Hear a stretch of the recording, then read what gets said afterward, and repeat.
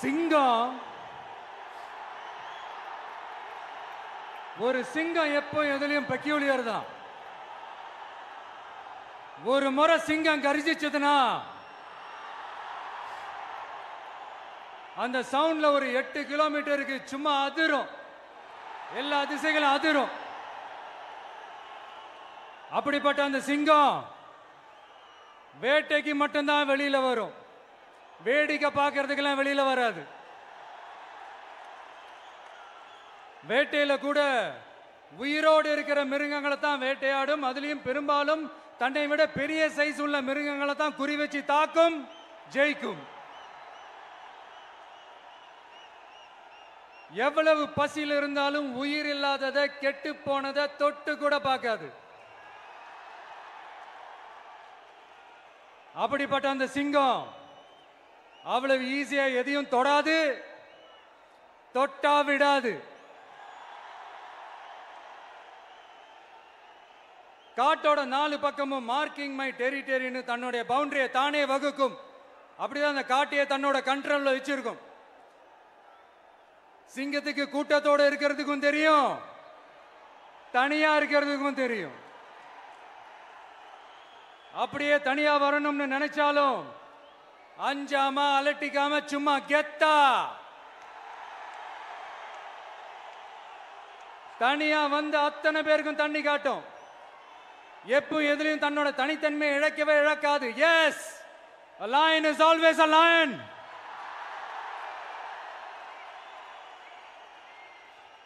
There are so many jackals and other animals in the forest, but there will be only one lion. And even if it is single, it will be the king of jungle. It is not only a description but also a clear declaration. சிங்கத்தை பத்தி பேசிட்டு நம்ம சிங்க குட்டிகளையும் சிங்க பெண்களையும் பத்தி நம்ம பேசாம இருக்க முடியுமா? அவங்கள எப்படி நான் மறப்பேன்? அவங்க தான் என்னுடைய உயிராச்சே, என் நெஞ்சில் குடியிருக்கும்.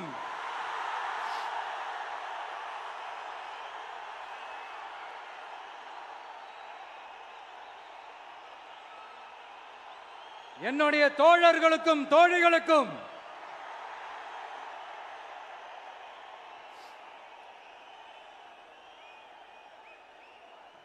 நேர்ல வர முடியாத சூழல்ல வீட்டில் இருந்துகிட்டே நம்மளோட இந்த மாநாட்டில் நேரலை வாயிலாக கலந்துகிட்டு இருக்கிற என்னுடைய அம்மாக்கள், அக்கா தங்கைகள், அண்ணன் தம்பிகள், நண்பர்கள் அனைவருக்கும் என்னோட உயிர் வணக்கம்.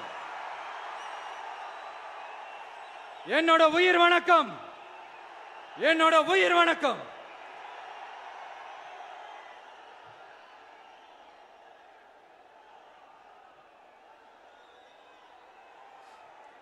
வீரம் விளையும் மாமதுரை மண்ணை வணங்குகிறேன்.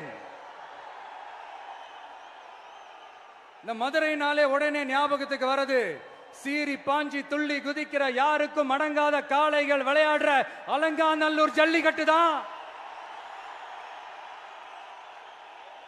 நம்ம வைகை ஆறுதான் அழகர் ஆத்துல இறங்குற வைபவம். மதுரை மீனாட்சி அம்மன் இந்த மண்ணோட உண்மையான குணம், உணர்வு பூர்வமான மண் இது. அது மட்டும் இல்ல, இந்த மண்ணில் வாழ்ற மக்களும் அப்படித்தான் உணர்வு பூர்வமான ஆளுங்க. நான் இந்த மண்ணில் கால் எடுத்து வச்ச உடனே ஒரே ஒருத்தரை பத்தி தான் மனசுக்குள்ள ஓடிக்கிட்டே இருந்தது. அவர் யாருன்னு உங்களுக்கும் தெரிஞ்சிருக்கும். சினிமானாலும் சரி, அரசியல்னாலும் சரி, நமக்கு ரொம்ப ரொம்ப பிடிச்சது புரட்சி தலைவர் எம்ஜிஆர் அவர்கள் தான். அவரோட பழகிறதுக்கு எனக்கு வாய்ப்பு கிடைக்கல. ஆனா அவரை மாதிரியே குணம் கொண்ட என்னுடைய அண்ணன் புரட்சி கலைஞர் கேப்டன் விஜயகாந்த் அவர்களோட பழகிறதுக்கு எனக்கு நிறையவே வாய்ப்பு கிடைச்சது.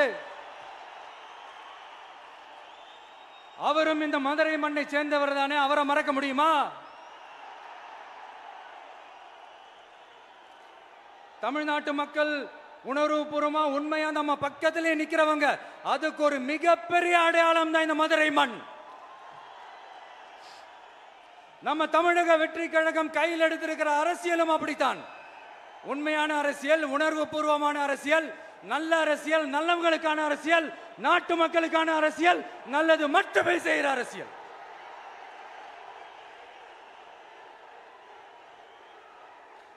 இதோ நம்மளுடைய இந்த இரண்டாவது மாநில மாநாடு வாகை சூடும் வரலாறு திரும்புகிறது. அப்படி இந்த மாநாட்டுக்கு பேர் வச்சிருக்கிறோம். 1967லயும் 1977லயும் நம்ம தமிழக அரசியல் ஒரு மிகப்பெரிய ஆட்சி அதிகார மாற்றங்கள் ஒண்ணு நடந்துச்சு இல்லையா? அதே மாதிரிதான் அடுத்த வருஷம் 2026ல அப்படி ஒரு வரலாறு திரும்ப போகுதுன்னு உறுதியா சொல்றதுக்கான மாநாடு தான் நம்மளோட இந்த இரண்டாவது மாநில மாநாடு. விக்கிரவாண்டி விசாலையில் நம்மளுடைய ஃபர்ஸ்ட் மாநாடு நடத்தணும், வெற்றி கொள்கை திருவிழா. அதுக்கப்புறமே நீங்க பார்த்திருப்பீங்க, தமிழக அரசியல் அந்த தட்ப வெப்பத்தையே மாத்தினுச்சு. நமக்கு எதிராக எத்தனை குரல்கள். ஆனா உங்களுக்கு தான் நம்மளை பத்தி நல்லா தெரியுமே, எந்த குரலையும் காதலையே போட்டுக்காம மக்களோட குரலை மட்டுமே கேட்டுக்கிட்டு நமக்கு எதிராக வர அத்தனை கூக்குரல்களையும் சின்னதா ஒரு சிரிப்போடவே கடந்து வந்திருக்கிறோம். அது இல்லாம நம்ம மாநாட்டில் ஒலிக்கிற இந்த குரல் இந்த ஒற்றை தமிழ் மகனோட குரல் மட்டுமல்ல, ஒட்டுமொத்த தமிழ்நாட்டு மக்களுடைய குரல். தமிழ்நாட்டில் இருக்கிற ஒவ்வொரு வீட்டில இருந்தும் ஒலிக்கிற குரல், ஒட்டுமொத்த உலகெங்கும் வாழும் ஒவ்வொரு தமிழ் வீட்டிலிருந்தும் எழும் குரல். இந்த சினிமா என்கிற மாபெரும் கலை ஆயுதத்தின் வாயிலாக சாதி, மதம், இனம், பாலினம், மொழி கடந்து இந்த நாட்டின் மூளை முடுக்கெங்கும் ரசிகர்களாக இருந்து தோழர்களாக நம்மோடு பயணிக்க துவங்கியுள்ள அனைவரோடும் இணைந்த ஒவ்வொரு மனிதருக்காகவும் ஒலிக்கிற உரிமை குரல். மாநில உரிமைக்காக, பெண் உரிமைக்காக, சமூக நீதிக்காக, சமநீதிக்காக, மதச்சார்பின்மைக்காக உண்மையா ஒலிக்கிற குரல். அதனால் இந்த குரலுக்கு எதிராக இன்னும் இன்னும் எத்தனை எத்தனை குரல்கள் வந்தாலும் ஓங்கி ஒலிக்குமே தவிர ஒரு நாளும் ஓயவே ஓயாது. Yes, it is an unstoppable voice, an unstoppable force.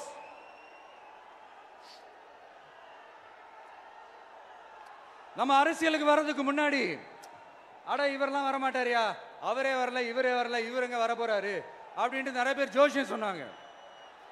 அப்புறம் நம்ம கட்சியினுடைய பேர் அறிவிச்சதுக்கு அப்புறம் பேரு தானே அறிவிச்சிருக்கிறாரு, மக்கள் கிட்ட பேர் வாங்கணும்ல, அதெல்லாம் முடியாதுன்னாங்க. அப்புறம் ரொம்ப முக்கியமா மாநாடுலாம் எவ்வளவு பெரிய விஷயம், அதெல்லாம் இவர் ஒத்தால எப்படி பண்ண முடியும், சும்மா பக்கத்தில் புஷியானதை வச்சுக்கிட்டு மாநாடுல எப்படி நடத்தி காட்ட முடியும், அதெல்லாம் அவங்களால முடியாது. அப்புறம் மழை பெஞ்சு எல்லாத்தையும் எடுத்துரும். ஏன் என் கூட இருக்கிறவங்களே கூட தான் சொன்னாங்க. அதுக்கப்புறம் என்ன நடந்துச்சுன்னு உங்க எல்லாருக்குமே தெரியும். இப்ப புதுசா ஒண்ணு சொல்ல ஆரம்பிச்சிருக்கிறாங்க. அது என்னடானா, ஆட்சியை பிடிக்கிறதெல்லாம் அவ்வளவு ஈஸி இல்லை இல்லையா. இப்ப அதெல்லாம் விட்டாங்க, இப்ப இங்க வந்துட்டாங்க. இவர் நேரா ஷூட்டிங்ல இருந்து வருவாராம், வந்து ஆட்சியை பிடிப்பாராம். அது எப்படி இவராலே முடியும், அவராலேயே முடியல, இவராலேயே முடியல, அவருக்கு அத்தனை வருஷம் ஆச்சு, இவராலே எப்படி முடியும் ஒரு பக்கம். இன்னொரு பக்கம் கூட்டம்லாம் ஓகே தான், அது எப்படி ஓட்டா மாறும் அப்படின்றது இன்னொரு பக்கம். இப்படி கதை, திரைக்கதை, வசனம், இயக்கம், பாடல்கள்,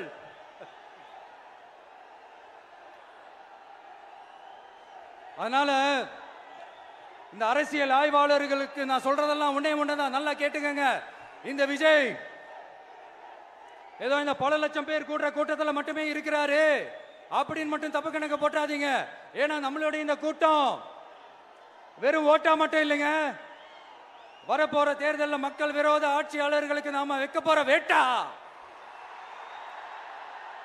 நம்மளை கோட்டைக்கு அனுப்ப போற ரூட்டா இருக்க போதுன்னு சீக்கிரமாவே தெரிஞ்சுப்பீங்க. ஏன்னா கோடிக்கணக்கானவங்களோட ஹார்ட்லயும் வீட்லயும் ஏற்கனவே ஆல்ரெடி உயிரா, உணர்வா, உறவா இருக்கிறோம். நம்மளுடைய கனெக்ட் எல்லாம் வெறும் மக்களோட மட்டும்தான்.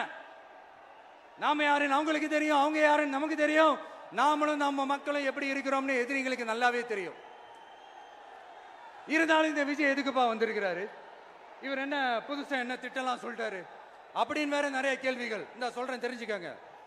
பெண் குழந்தைகள், பெண்கள் மற்றும் வயசானவங்களோட பாதுகாப்புல தான் நம்ம பிரையாரிட்டியே. அடுத்து இளைஞர்கள், உழவர்கள், உழைப்பாளர்கள், நெசவாளர்கள், மீனவர்கள், ஆதரவற்ற முதியோர்கள், மாற்றுத்திறனாளிகள், மூன்றாம் பால் இனத்தவர்கள்னு இன்னும் இங்க யாருக்கெல்லாம் கவர்மெண்டோட ஒரு ஸ்பெஷல் அட்டென்ஷன் தேவையோ அவங்க எல்லாருக்குமான ஒரு கவர்மெண்ட் அமைக்கிறது தான் நம்ம இலக்கே. நான் ஏற்கனவே சொன்னது தான் நான் திரும்பவும் சொல்றேன். நம்மளுடைய இந்த தமிழக வெற்றி கழகம் ஏதோ அரசியல் ஆதாயத்துக்காக தொடங்கப்பட்ட கட்சியெல்லாம் கிடையாதுங்க. கொள்கை கோட்பாடுகளோடு தந்தை பெரியார், பெருந்தலைவர் காமராஜர், அண்ணல் அம்பேத்கர், வீரமங்க வேலு நாச்சியார், மக்கள் சேவகர் அஞ்சலை அம்மாள், நம்மளுடைய 5 கொள்கை தலைவர்களோட வழிகாட்டுதல்களோடு தொடங்கப்பட்ட கட்சி. நம்ம ஸ்டாண்ட்ல நாம எப்பவுமே ஸ்ட்ராங்கா தாங்க இருக்கிறோம். அதுல எந்த மாற்றத்துக்கோ எந்த சமரசத்துக்கோ துளி கூட இடமில்லை. நம்மளுடைய ஒரே கொள்கை எதிரி பாஜக தான். நம்மளுடைய ஒரே அரசியல் எதிரி திமுக தான். எப்படி? நம்மளுடைய ஒரே கொள்கை எதிரி, நம்மளுடைய ஒரே அரசியல் எதிரி ஏதோ அண்டர் கிரவுண்ட் ஆதாயத்துக்காக டீல் போட்டுக்கிட்டு டீல் பேசிக்கிட்டு இந்த அலையன்ஸ் வச்சுக்கிட்டு இந்த ஊரை ஏமாத்துற கட்சி எல்லாம் நம்ம டிவிக்கே கிடையாதுங்க. யாருக்காகவும் எதுக்காகவும் எந்த பயமும் கிடையாது.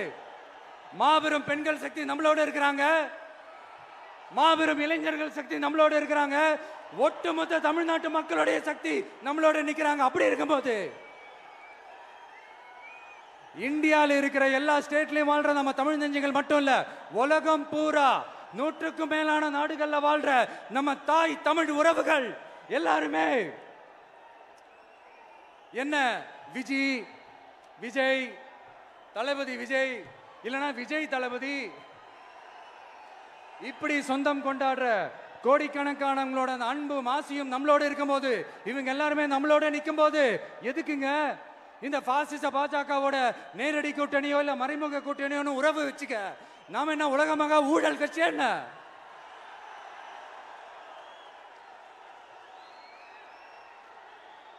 நம்மளை பத்தி சின்னதா ஒரு உண்மை ஒண்ணு சொல்லலாமா? என்னடா இவர் வாயால இப்படி சொல்றாருன்ட்டு யாரும் தவறா நினைச்சுக்க வேணாம். ஏன்னா இது ஒரு விதத்துல ஒரு ஃபேக்டும் கூட. அதனாலதான் நான் சொல்லணும்னு ஆசைப்படுறேன். நம்ம யார் தெரியும்ல? நாம எல்லாருமே சொல்றேன். நாம யார் தெரியும்ல? இந்தியாவின் மாபெரும் மக்கள் சக்தி கொண்ட ஒரு மகத்தான வெகுஜன மக்கள் படை.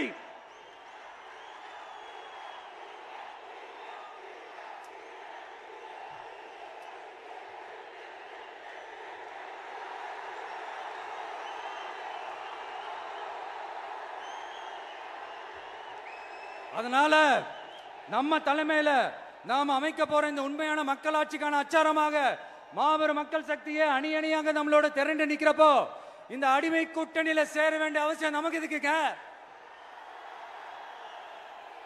நம்மளுடைய இந்த கூட்டணி சுயமிழந்த கூட்டணியெல்லாம் இருக்காது, சுய மரியாதை கூட்டணியா தான் இருக்கும். இந்த ஒரு பக்கம் RSS கிட்ட அடிபணிஞ்சுக்கிட்டு, இன்னொரு பக்கம் மதச்சார்பற்ற கூட்டணின்னு இந்த மக்களை ஏமாத்துற கூட்டணியெல்லாம் நம்ம கூட்டணி இருக்காது.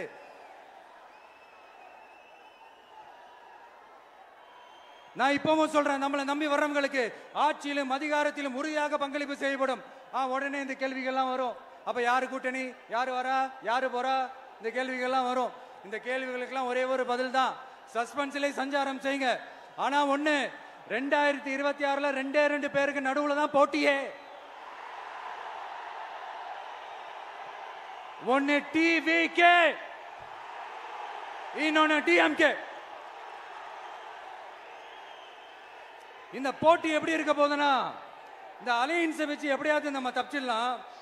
என்ன இந்த பழைய இந்த மேத்தமேட்டிக்ஸ், அரித்மேட்டிக்ஸ் இதெல்லாம் வச்சு எப்படியாவது நம்ம தப்பிச்சிடலாம் அப்படின்னு நினைக்கிறவங்களோட அந்த கனவு ஒரு நாளும் மைப்படாது. சரி, இப்ப நம்ம வேற ஒரு ஏரியாவுக்கு ஒண்ணு வருவோம்.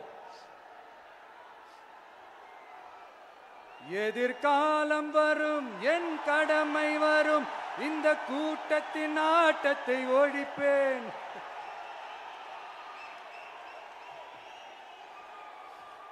மக்கள் அரசியல் என்ற அந்த சவுக்க கையில் எடுக்கலாமா?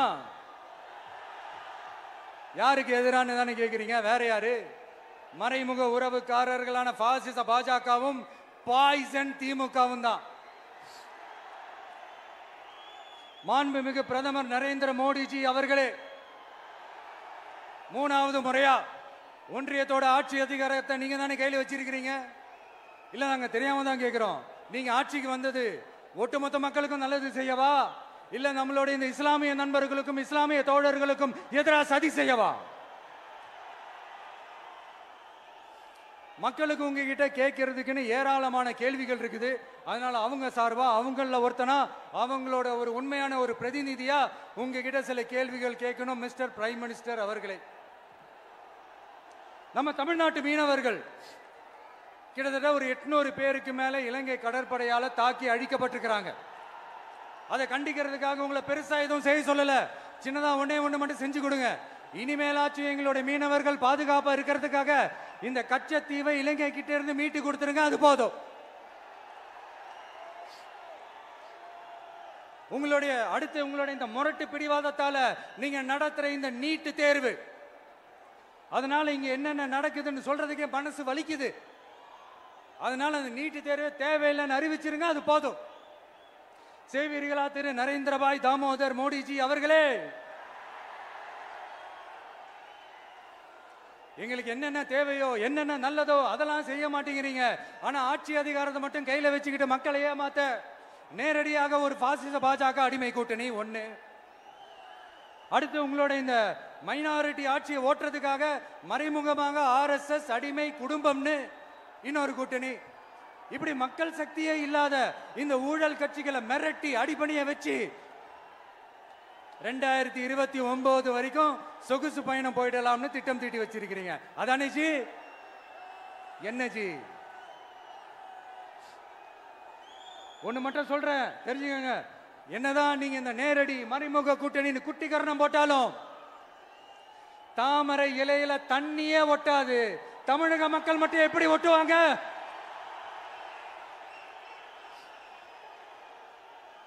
இங்க ஒரு MP சீட்டு கூட தரலன்றதுக்காக தமிழ்நாட்டுக்கும் தமிழ்நாட்டு மக்களுக்கும் எதுவுமே செய்யாம ஓரவஞ்சனை செய்யுது இந்த ஒன்றிய பாஜக அரசு. சங்கம் வச்சு தமிழ் வளர்த்த மண் இந்த மதுரை மண். அதனால இங்க அந்த கீழடியில கிடைச்ச ஆதாரங்களை எல்லாம் மறைச்சிட்டு எங்க நாகரிகத்தையும் எங்க வரலாறையும் அழிக்கிறதுக்காக உள்ளடி வேலை செய்யலாம்னு நினைக்கிறீங்க. தமிழ்நாட்டை தொட்ட என்ன நடக்கும் நீங்க பல உதாரணங்கள் இருக்குது. அதனால இதையெல்லாம் மறைச்சிட்டு எங்க மக்களை ஏமாத்திடலாம்னு மட்டும் நினைக்காதீங்க. மத நல்லிணக்கத்திற்கு பெயர் பெற்ற இந்த மதுரை மண்ணிலிருந்து சொல்றேன், உங்க எண்ணம் எல்லாம் ஒரு நாளும் ஈடேறாது.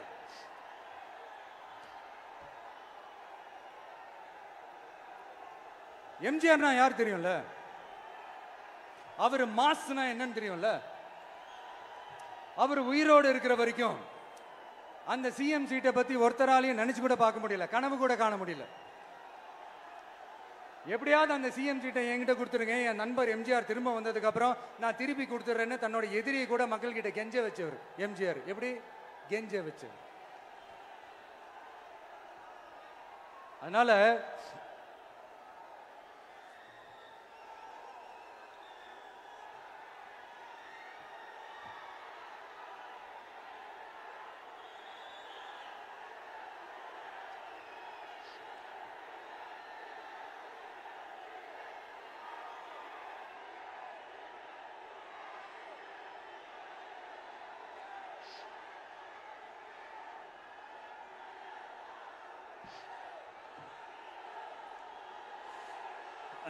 ஆனா இப்போ அவர் ஆரம்பிச்ச அந்த கட்சியை, எம்ஜிஆர் அவர்கள் ஆரம்பிச்ச அந்த கட்சியை கட்டி காக்கிறது யாரு? இன்னைக்கு அந்த கட்சி எப்படி இருக்குது? அதை நான் சொல்லிதான் உங்களுக்கு தெரியணுமா என்ன? அப்பாவி தொண்டர்கள் அதை வெளியில சொல்ல முடியாம வேதனையில தவிக்கிறாங்க. 2026 சட்டமன்ற தேர்தலில் யாருக்கு ஓட்டு போடணும், எப்படிப்பட்ட ஆட்சி இங்க அமையணும்னு அந்த அப்பழுக்கற்ற அந்த தொண்டர்களுக்கும் ரொம்ப நல்லாவே தெரியும். அதனால என்ன வேஷம் போட்டுக்கிட்டு பாஜக இங்க தமிழ்நாட்டுக்குள்ள வந்தாலும் அவங்க வித்தை எல்லாம் இங்க வேலைக்கே ஆகாது. இப்படி பொருந்தா கூட்டணியா இந்த பாஜக கூட்டணி இருக்கிறதுனால இப்ப ஆட்சியில இருக்கிற இந்த வெற்றி விளம்பர மாடல் திமுக என்ன செய்யுதுன்னு தெரியும்ல? பாஜகவோட உள்ளுக்குள்ள ஒரு உறவை ஒண்ணு வச்சுக்கிட்டு வெளியில எதிர்க்கிற மாதிரி ஒரு டிராமா ஒண்ணு பண்ணிக்கிட்டு எதிர்கட்சியா இருந்தா போங்க மோடின்னு பலூன் விடுறது, ஆளுங்கட்சியா இருந்தா வாங்க முடியும்னு கொடை பிடிச்சுக்கிட்டு கும்பிடு போடுறது. இது மட்டுமா? ஒரு ரைடுன்னு ஒன்று வந்துட்டா போதும், இது வரைக்கும் போகவே போகாத ஒரு மீட்டிங், அதை காரணம் காட்டி டெல்லிக்கு போறது, அங்க ஒரு சீக்கிரட் மீட்டிங் நடத்துறது.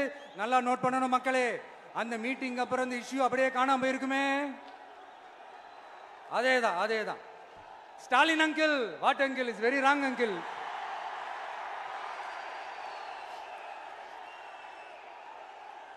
இப்படி தமிழ்நாட்டில் இப்ப நடக்கிற இந்த ஆட்சியினுடைய லட்சணத்தை பார்த்துக்கிட்டு நாம எப்படி சும்மா இருக்க முடியும்? ஒரு தவறு செய்தால், அதை தெரிந்து செய்தால், அவர் கபட நாடக மு.க. ஸ்டாலின் அங்கிளாகவே இருந்தாலும்,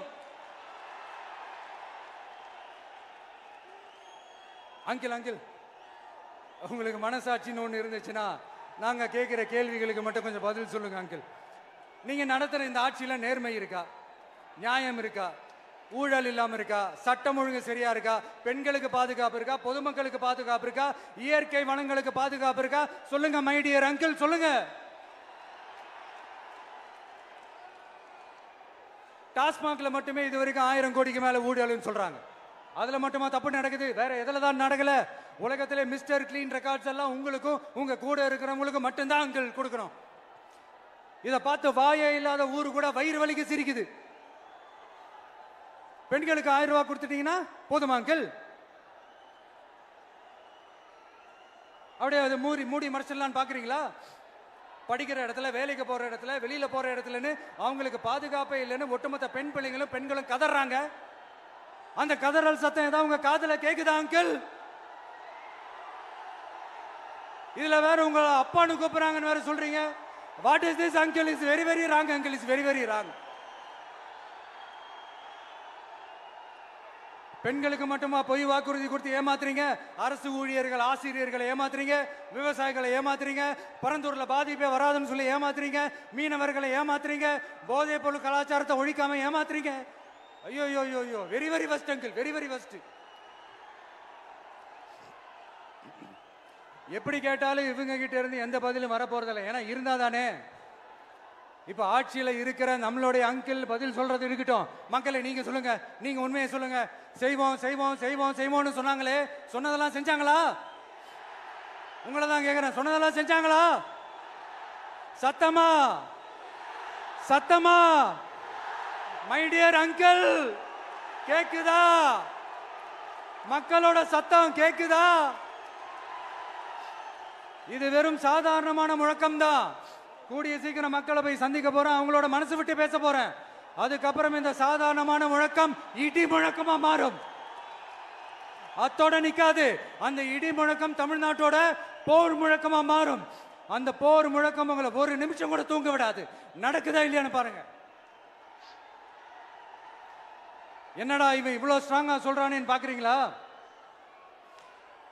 எல்லாரும் கட்சி ஆரம்பிச்சதுக்கு அப்புறம் தான் ஒவ்வொரு வீட்டுக்குள்ளேயும் போறதுக்கு ட்ரை பண்ணுவாங்க. ஆனா நாங்க அப்படி இல்லை. ஒவ்வொரு வீட்டுக்குள்ளேயும் போனதுக்கு அப்புறம் தான் கட்சியாவே ஆரம்பிச்சிருக்கிறோம்.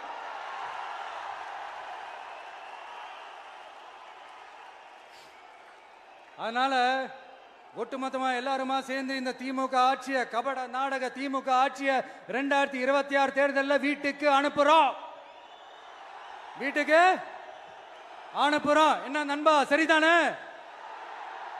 என்ன நண்பி, செய்வீர்கள் தானே? இப்போ உங்களுக்கு சின்னதா ஒரு சர்ப்ரைஸ்.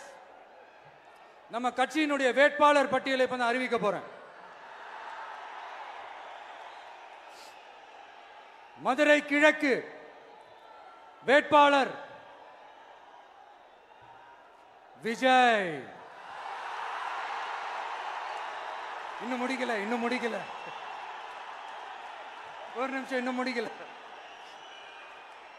மதுரை மேற்கு வேட்பாளர் விஜய். மதுரை மத்தி வேட்பாளர் விஜய். மதுரை தெற்கு வேட்பாளர் விஜய். மதுரை வடக்கு வேட்பாளர் விஜய். மேலூர் விஜய். சோழவந்தான் விஜய். திருப்பரங்குன்றம் விஜய். திருமங்கலம் விஜய். உசலம்பட்டி விஜய்.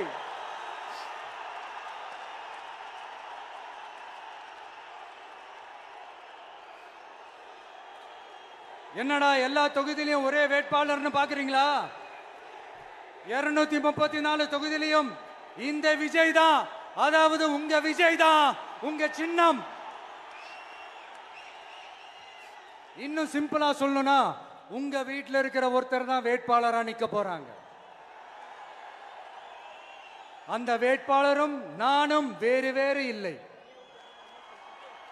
நீங்க அவருக்கு ஓட்டு போட்டீங்கன்னா எனக்கு ஓட்டு போட்ட மாதிரி, இந்த முகத்துக்காக நீங்க ஓட்டு போட்டீங்கன்னா உங்க வீட்டில் இருக்கிற உங்களுடைய வேட்பாளர் ஜெயிச்ச மாதிரி. என்னடா இவர் ஏதோ ஓவரா சொல்றாருன்னு நினைக்க வேணாம். பிராக்டிக்கலா அப்படிதான் இருக்கும், அப்படிதான் இருக்கணும். நீங்களும் அப்படிதான் நினைப்பீங்கன்னு நான் நம்புறேன். ஏன்னா இது நம்மளை விட நம்ம எதிரிங்களுக்கு இன்னும் நல்லாவே தெரியும். அதனால எல்லாம் இந்த அதிகார பலம் எல்லாத்தையும் தூக்கிட்டு வந்துருவாங்க. வரட்டும், பாத்துக்கலாம். TVK will take it, TVK will meet it, TVK will compete with it and TVK will conquer it, TVK will conquer it.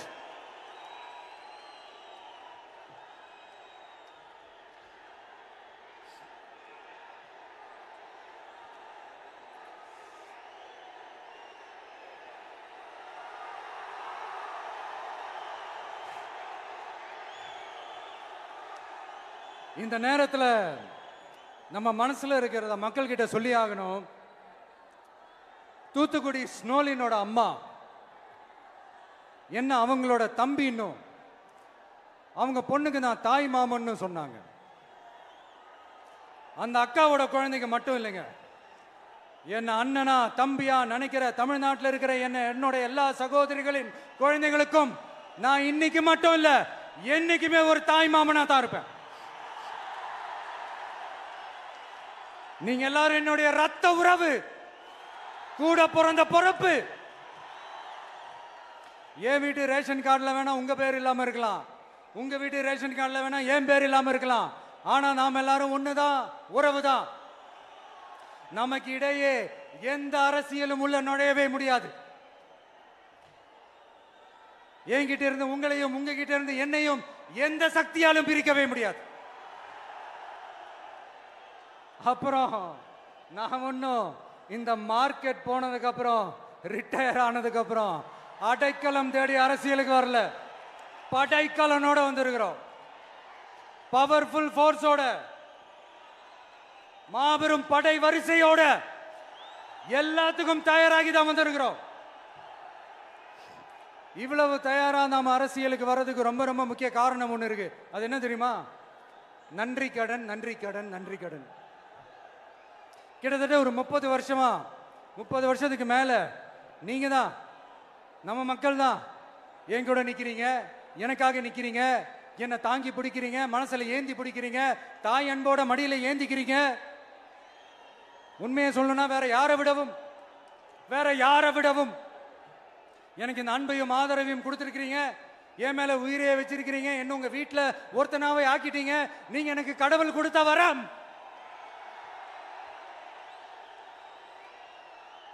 உலகம் பூரா நமக்காக நம்ம கூட நிக்கிற நம்ம மக்களை நான் எப்படி மறப்பேன்?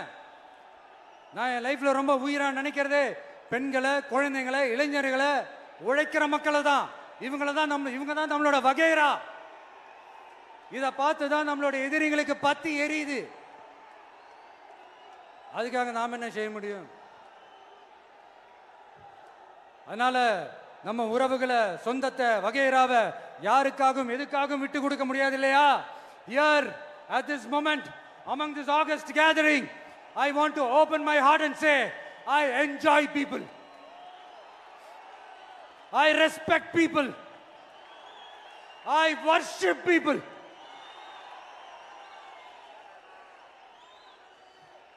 சரிப்பா, இவ்வளவு செஞ்ச நம்ம மக்களுக்கு நன்றி கடனா உன்னால முழுமையா செலுத்த முடியுமான்னு கேட்டா சத்தியமா சொல்றேன், என்னால முடியாதுதான். இன்னும் எத்தனை ஜென்மம் எடுத்தாலும் அந்த நன்றி கடனை என்னால தீர்க்கவே முடியாது. அப்புறம் என்ன மானாவுக்கடா நீ வந்திருக்க அதானே கேக்குறீங்க? மைண்ட் வாய்ஸ் கேட்ட மாதிரி இருந்து. வாழ்நாள் முழுக்க நம்ம மக்களுக்காக ஆதரவா துணையா நிக்கிறத தவிர, அவங்களுக்காக உழைக்கிறத தவிர எனக்கு வேற எந்த எண்ணமும் இல்லை. எனக்கு இப்ப வேற வேலையும் இல்லை. இனிமே எனக்கு இதுதான் என் வேலையே, என் கடன் இனி என் மக்களுக்கு பணி செய்து கிடப்பதே. இப்படியா ஹார்ட் டு ஹார்ட் யதார்த்தமா பேசிய பழகிட்டோம். இதுக்கு மேலேயும் எனக்கும் மக்களுக்கும் இடையே இருக்கிற அந்த உறவை பத்தி நான் பேச ஆரம்பிச்சேன்னா ஒரு மாதிரி எமோஷனல் ஆகிடுவேன். அப்புறம் அதை கண்ட்ரோல் பண்றது ரொம்ப கஷ்டம். அதனால என்ன மனசார நேசிக்கிற நம்ம மக்களுக்கு ஒன்னே ஒன்று சொல்றேன். இந்த விஜய் உங்க விஜய், உங்களுக்கான விஜய், உங்களுக்காக மட்டுமே இருக்கிற விஜய். உங்க கூட நிக்க, உங்களுக்காக நிக்க, உண்மையா நிக்க, உணர்வோட நிக்க, உறுதியா நிக்க, உங்க கூட பேச, உங்களுக்காக பேச, உண்மையா பேச, உணர்வோட பேச, உறுதியா பேச, உங்களுக்காக சேவை செய்ய உங்க விஜய் நான் வர.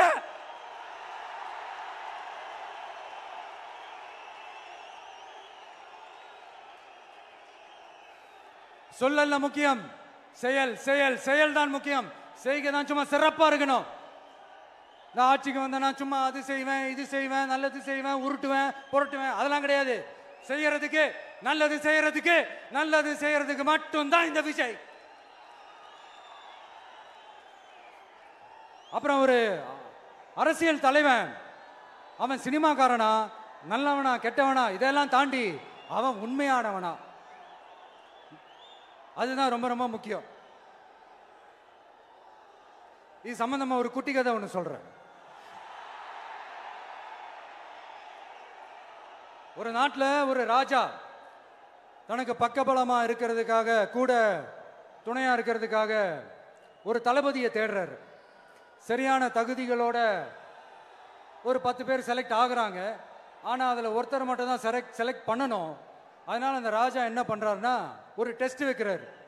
அந்த 10 பேர் கையிலையும் விதை நெல்லை கொடுத்து இதை நல்லா வளர்த்து கொண்டு வாங்க, ஒரு 3 மாசம் கழிச்சு வாங்கன்னு சொல்லி அனுப்பி வச்சிடுறாரு. 3 மாசம் கழிச்சு வரும்போது அதில் ஒருத்தர் ஆள் உயரத்துக்கு வளர்த்துருந்தாரு, ஒருத்தர் தோல் உயரத்துக்கு வளர்த்துருந்தாரு. அதில் ஒரு 9 பேரும் நல்லா வளர்த்து கொண்டு வந்திருந்தாங்க. ஒருத்தர் மட்டும் வெறும் தொட்டியோடவே வந்தார்.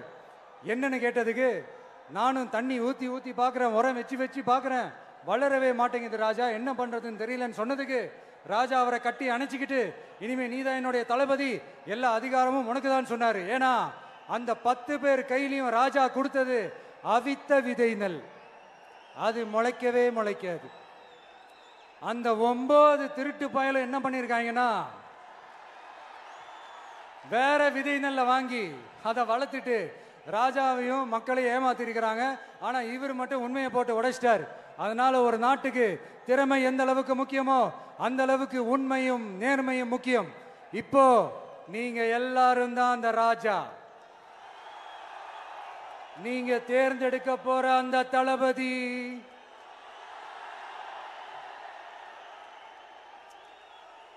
சும்மா சினிமாக்காரன் சினிமாக்காரன் சினிமாக்காரன். அம்பேத்கர் அவர்களை தோக்கடிச்சது சினிமாக்காரன் இல்ல, அரசியல்வாதி. காமராஜர் அவர்களை தோக்கடிச்சது, இங்க விருதுநகர் பகுதியில் தோக்கடிச்சது சினிமாக்காரன் இல்ல, இன்னொரு அரசியல்வாதி. இன்னைக்கும் நம்ம கூட வாழ்ந்துட்டு இருக்கிற நல்ல கண்ணு ஐயாவை தோக்கடிச்சது சினிமாக்காரன் இல்ல, அரசியல்வாதி. இப்படிப்பட்ட நல்ல நல்ல தலைவர்களை எதிர்த்து நின்று தோக்கடிக்கணும்னு அந்த எண்ணத்தை உருவாக்குனது சினிமாக்காரன் இல்ல, அரசியல்வாதி. அதனால எல்லா அரசியல்வாதியும் அறிவாளியும் கிடையாது, எல்லா சினிமாக்காரனும் முட்டாளும் கிடையாது. கான்பிடண்டா இருங்க, நல்லதே நடக்கும், வெற்றி நிச்சயம். மீண்டும் சந்திக்கும் வரை நன்றி, வணக்கம்.